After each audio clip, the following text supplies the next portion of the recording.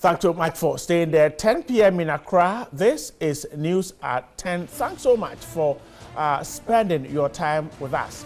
My name is Bright Nanamfo. A quick look at what we have for you tonight. First of all, let's take a look at some major news highlights on this network. Incumbent president of the Ghana Journalists Association, Roland Afemoni, has retained the presidency of the association with a landslide victory in today's September 29 polls. Afemoni garnered 310 votes. Edmund Lloyd Evans polled 147 votes, while Johnny Ayite had 44 votes. A group calling itself Dynamic Youth Movement of Ghana has dragged Deputy Chiefs of Staff Francis Asensu-Boakye and Samuel Abujinapo to the Commission on Human Rights and Administrative Justice for them to be investigated in connection with the corruption allegations leveled against them by musician Kwame A+. And the Institute of Democratic Governance has reiterated calls for the opening up of the local governance system to political parties through the election of MMDCs as well as assembly members.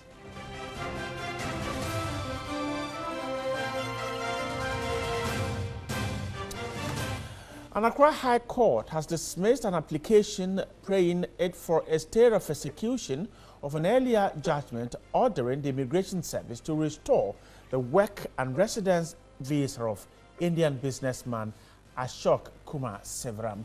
The presiding judge, Justice Na Adole Azu, explained that a decision was to prevent Mr. Ashok from being at the mercy of the Immigration Service while dealing with his court issues in Ghana.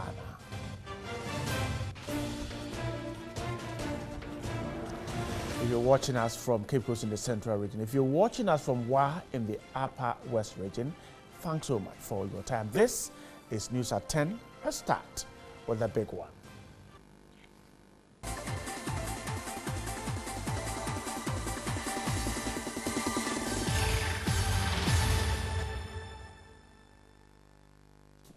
Let's start from here. The incumbent president of the Ghana Journalists Association, Roland Afemoni, has retained the presidency of the association with a landslide victory in today's polls.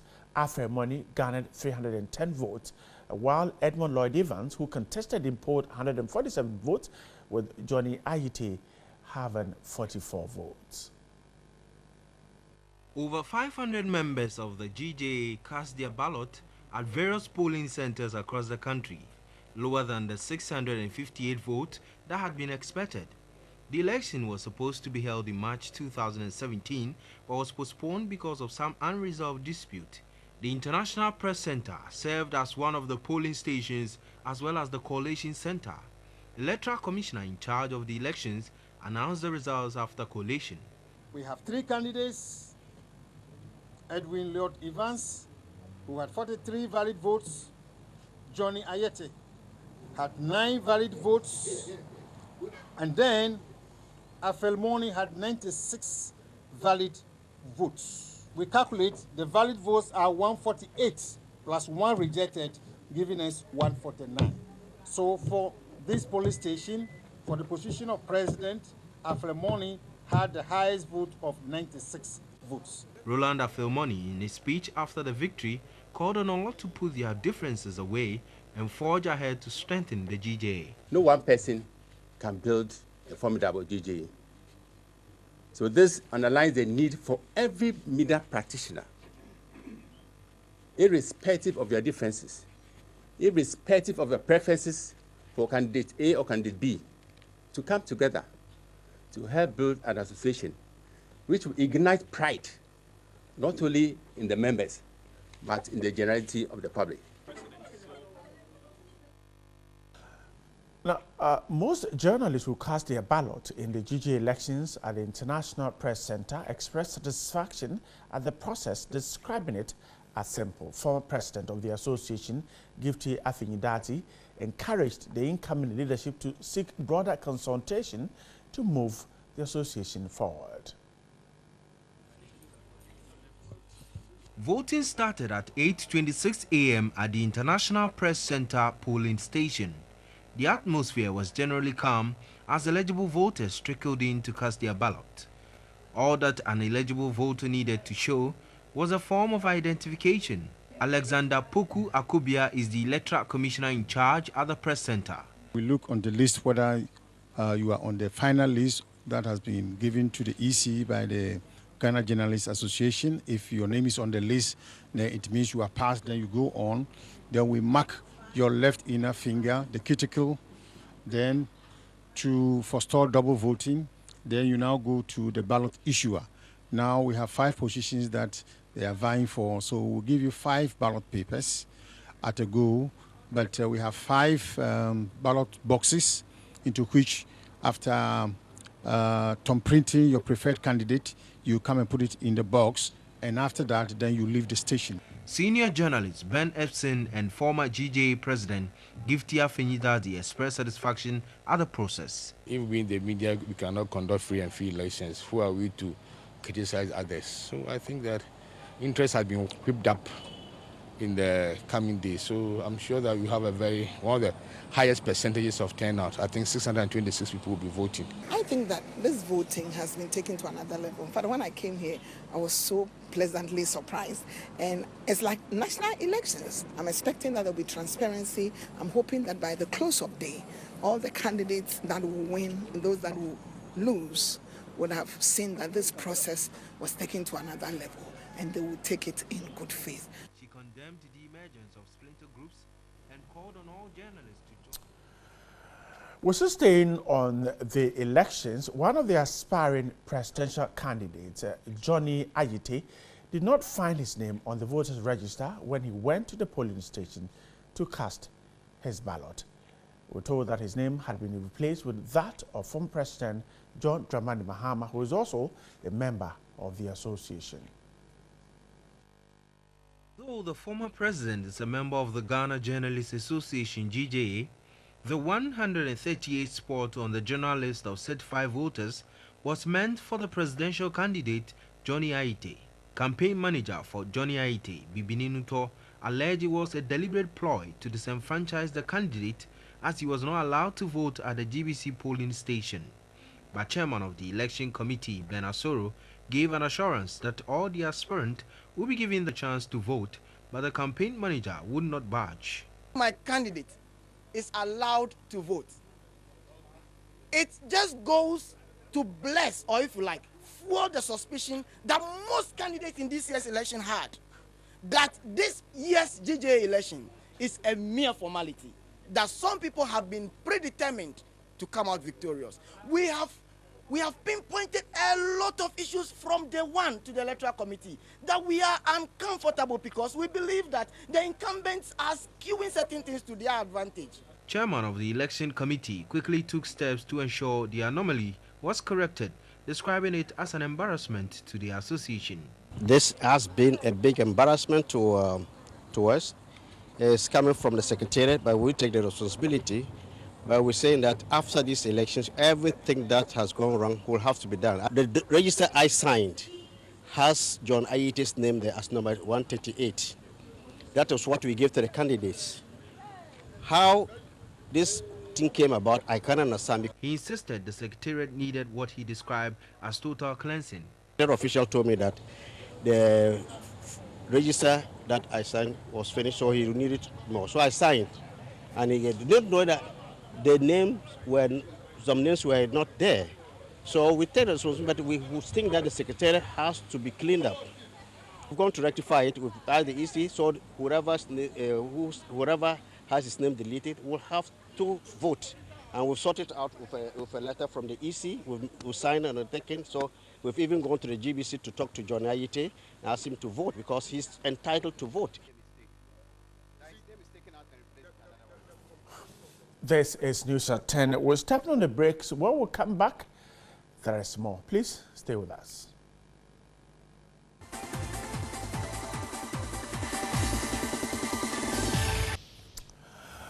20 years and more. That's our promise. This is News at 10. In some stories, the Speaker of Parliament, Professor Michael Onokwe, is making a strong case for the establishment of a West African Electoral Commission.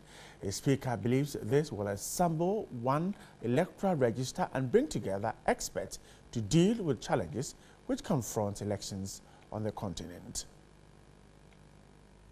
The Speaker of Parliament, Professor Michael Aaron Okwe, was speaking at a high-level discussion on governance in Africa. He argued his proposal will further prevent double registration among citizens of member states. If you had a West Africa Electoral Commission, the register will become a bone of contention, can become international. You cannot be on the Côte d'Ivoire register, on the Togo register, and on the Ghana register at the same time. If we had a powerful West Africa Electoral Commission, they themselves become a regulatory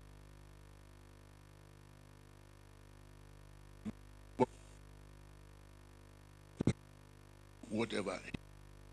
He cautioned against the signing of mutually beneficial agreements between countries which do not benefit the continent. UNDP Country Director Dr. Lamine Mane urged African leaders to provide a roadmap for governance. On the governance front, we also have to go back to the drawing board and examine critically the achievements that we have made on the continent, the role of partnerships, and how we could address some of those weaknesses. And I believe that through partnership with the governments and people of Africa, we should be able to address those problems. Regional Director of the Institute for Democracy and Electoral Assistance, Professor Adebayo Olukoshi, impressed on African leaders to ensure the provision of social interventions that will be attractive to the youth in Africa. The event was on the theme, The Future of Governance in Africa, a new concept of governance, the key to accelerating the prosperity agenda. Let's head to the court. An Accra High Court has dismissed an application for a stay of execution of an earlier judgment ordering the Immigration Service to restore the work and residence visa of Indian businessman Ashok Kumar Sivaram. The presiding judge, Justice Na Adole Azu, explained that her decision was to prevent Mr. Ashok from being at the mercy of the Immigration Service while dealing with his court issues in Ghana. The court also dismissed the Attorney General's argument that the non-granting of the stay application will amount to interference of the work of the Immigration Service, as statutory bodies are not above the law. Justice Naazu also questioned the argument by the Attorney General to the effect that security of the nation would be at stake if the stay of execution was not granted. The Attorney General, represented by Jasmine Ama, told the court that if the stay is not granted, it will serve as precedent for others to use the court to get legally revoked permit overturned, adding that the restoration order will also be a direct interference with the work of the Immigration Service. On his part, lawyer for the businessman Gary Nimaku objected to the application, arguing that the Attorney General has not demonstrated in any way the irreparable damage it would have to deal with if the stay was not granted as per law.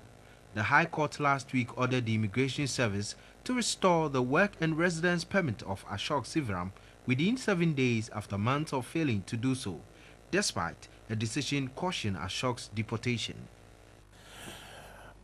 In some of the news, the Industrial and Commercial Workers Union has implored government to scrap taxes on fuel to reduce the burden on workers and Ghanaians. The union is of the view scrapping the taxes would improve transparency and assist Ghanaians to pay realistic prices for fuel. General Secretary of ICU, Solomon Kotei, was reacting to the recent fuel price increase by between 3 and 8%, linked to the recent hurricanes in parts of the world. The number of taxes that have been fixed in there is what is creating the problems. This toll levy, which is still there, is a result of this heritage levy, which is still there. Every union leader knows that government needs revenue to be able to run. And petroleum is one area where it is easy to get, these monies. But this is also making life so unbearable to the average Ghanaian. He charged the Sector Minister of Energy, Boakye Jako, to explain how government intends to get the price reduced. The only drop we had was 20 pesos. 20 pesos. That fuel price have dropped. Ever since, what have we been seeing? Now, we use 100 Ghana, and it gives you just 1 gallon. Okay, telling us that we are paying 5 cedis, more or less, for a liter. Okay, even in Europe, they are buying less than half $1 per liter. In another development, ICU has called for a dialogue between disgruntled workers of ECG and the Energy Minister. ICU saw the view that the workers should not rush in demanding their severance, but rather allow their national leadership pool to negotiate on their behalf. If government, and for that matter, the management of ECG, are not telling Ghanaians the truth, because the minister is saying, I have jobs for you, so you are not going. Then that same person says, however, if you want to go, apply and I'll pay it for you. It shouldn't be done that way. Let the employer declare you redundant, and then you can get the real negotiation for a package. But if you apply, whatever is given to you, take it and you go. The Institute of Democratic Governance has reiterated calls for the opening up of the local governance system to political parties through the election of MMDCs as well as assembly members. This, we're told Senior Research Fellow at the Institute, Dr. Kwesi Jonah, argues would strengthen political parties as development organizations and deal with the recurring threat of violence during the nomination and confirmation of MMDCs. Ghana, since 1988, has implemented a comprehensive local governance reform program as an alternative development strategy to centralize development, to promote popular participation, accountability, improved service delivery, and poverty reduction. The Institute for Democratic Governance, since 2013, has been campaigning for reforms in the local governance system, calling for the election of the metropolitan, municipal, and district chief executives. This campaign received positive feedback when various political parties responded by making local government reforms an important manifesto promise. More significantly, President Akufo-Addo, after his election, has reaffirmed his commitment to the election of MMDCEs and gave a timeline of 2018. IDEC says MMDCEs must not only be elected, but must be elected on party lines, with political parties taking part in the elections. Our Constitution, Article 55(3, bars political parties from participation in these elections. And so, if you are going to introduce the direct election of MMDCEs, is the only thing that will make a very big difference. Why? Because the Constitution says that as far as possible, we should promote democracy, advance democracy, by transferring power to the people. Why should we keep political parties out of local level democracy? Senior Research Fellow at the Institute of Democratic Governance says not only must MMDCEs be elected on political party lines, but assembly members as well. The parties are very silent on this matter. What is the point? You are going to have the Metropolitan Municipal District Chief Executive elected, and he will be working with assembly members whose political identities are not known to him. How would he promote bipartisan, multi-party? He doesn't know the identities of the various political parties. So the other thing we are advocating is that if we are going to elect MMDCs on the ticket of political parties, for heaven's sake, let us also elect the assembly members on the ticket of political parties. The Chief Director at the Ministry of Trade and Industry has suggested a review of the legal framework to compel businesses in the country to provide necessary data on request by government. He was speaking in Accra at the launch of the Integrated Business Establishment Survey Phase 2. The Integrated Business Establishment Survey, IBES, is an economic census conducted on the full set of economic units across all sectors of the Ghanaian economy. It covers the areas of institutional agriculture, services and industry. These economic units include all establishments undertaking any legal activity in Ghana, both private and public. IBES Phase 1 was used to produce a register of businesses in Ghana that will meet the needs of policymakers, other private sector users and researchers. At the launch of the Integrated Business Establishment Survey Phase 2 report, Chief Director of the Ministry of Trade and Industry was of the view that to build a reliable, timely and accurate database, there is the need for individuals and businesses to respond to requests for information. It's high time that we look at getting some legal document in place that will compel businesses to submit the data. Even though there is one now, I don't think it's strong enough. There must be very serious sanctions if you don't provide information when it's required. IBES2 captures non-household information such as name of business, location, output, number of employees and ownership. It also wants to obtain data on production as a basis for government and business analysis and decision-making. Acting government statistician Bawadia indicates the survey results will help in rebasing the economy. For the first time, we have a lot of data on all non-household establishments in the country, and this should form a basis for decision-making concerning businesses. It also gives us a lot of indicators and data for rebasing the Ghana's GDP, for rebasing the producer price index. The survey findings shows that the service sector has become the driving force of the economy, providing 7 out of 10 outputs to households. The survey, among other things, recommended an implementation of a strategic plan specifically for firms in the industry sector, since it has forward and backward linkages. IBES project coordinator of the Ghana Statistical Service, Anthony Kakra, believes the survey provides some answers to policymakers. Industry, especially manufacturing, is not doing well over the period, and for every economy, if manufacturing survives and does well, the economy is robust and can withstand shocks. The cost of production was high for manufacturing, and so if government can put in mechanisms such that they will put in measures to mitigate the astronomical increases in prices in the raw materials, that will help manufacturing to do well. A former health minister, Dr. Richard Anani, has expressed dissatisfaction with the current state of the NHIS, calling for an increase of the levy with an additional 1% added from the Road Infrastructure Fund. He was speaking on Sunrise on 3FM. The former Minister of Health, Dr. Richard Anani, who oversaw the implementation of the National Health Insurance Scheme in 2005, reiterated the call for the scheme to be sustained.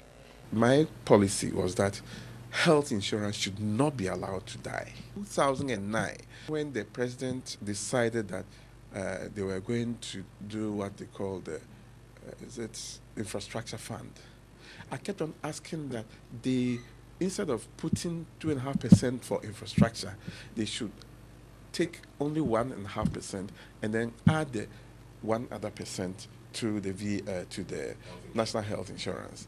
But that's not to say that infrastructure was of no use. It is. He touched on the challenges of the NHIS. I can see with what is happening with health insurance to be more a matter of finance than any other thing. The former Roads and Transport Minister also explained that proper supervision is needed to prevent contractors from doing shoddy works. We make sure that if you do not do the correct things by ensuring proper supervision, you are the one to be sacked, not the contractor. Even though when we had done that, I called the contractor and said, Mr. Contractor, you did not do this work properly. Go back and do it. Or we make sure we take the money from you. And they all went back to do what they had to do. You, the minister, may not be an engineer, but you should be able to get some people who will ensure that the right things are done. Asked of any current role in government, he indicated he doesn't need to occupy any government position to contribute to national development. I think I have a very big role in my party. I happen to have been one of the very young ones in this party who were part of the formation of the party, even at that time. So anything that must be done to make sure my party gets better, I will make sure I do. I don't have to occupy any particular role to be able to do it. And that's how we're wrapping up the show for tonight. Those of you who watched us from across the country, we're so grateful for your time. My guests in the studio, Stephen Nete, Daniel Late, Theophilus Clotte, James Tete, Manassas Darko, and Stephen Yeboah. The show was put together by Edward Kwabi, my studio director, Richard Bruce Lamptey. My name is Bright Nanamfo. Have a good night, but stay right here on TV3. Good night.